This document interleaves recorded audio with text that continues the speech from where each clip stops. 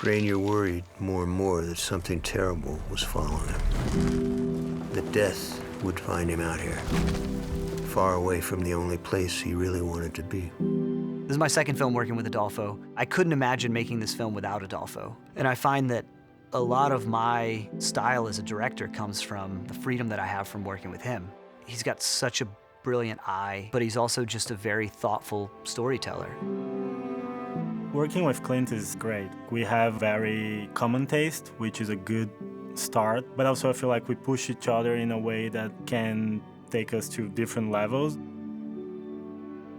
Adolfo is so excellent. The imagery, the framing, the way the camera moves, and his ability to capture almost all of this with very little external lighting. Almost the entire film is in natural light, and he's operating every shot you see. He's extraordinary. He sort of knew what he wanted to do, and I think what was great about it is it was all very, very organic.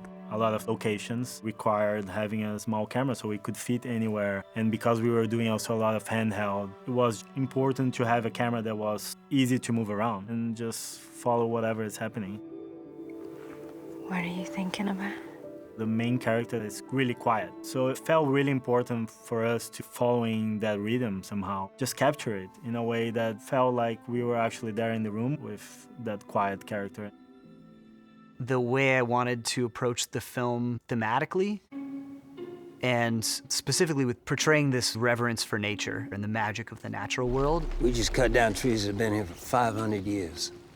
Upsets a man's soul whether you recognize it or not. Adolfo and I really wanted to make sure we did it visually. The natural world and the animals and the trees were not just these passive background elements to the lives of people. We also wanted to play nature as a character, to make the audience really be able to connect with it. It was really important to capture nature in its beauty and also in its danger.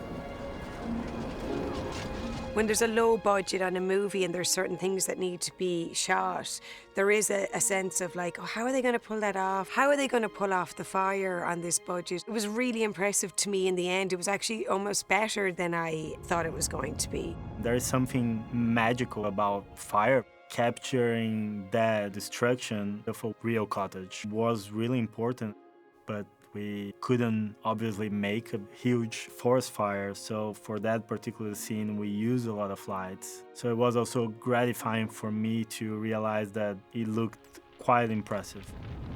It was just amazing. It was a really good feeling.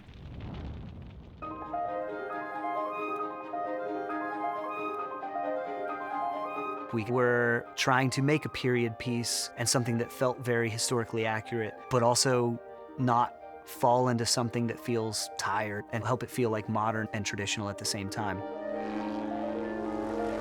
It was a period film, so everything else was much more complicated. We tried as much as possible to give room with improvising and letting the set be as 360 as possible so the actors can move around, so the cast can really have freedom.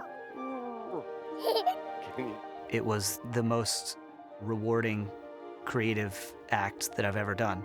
And even though that old world is gone now, even though it's been rolled up like a scroll and put somewhere, you can still feel the echo of it.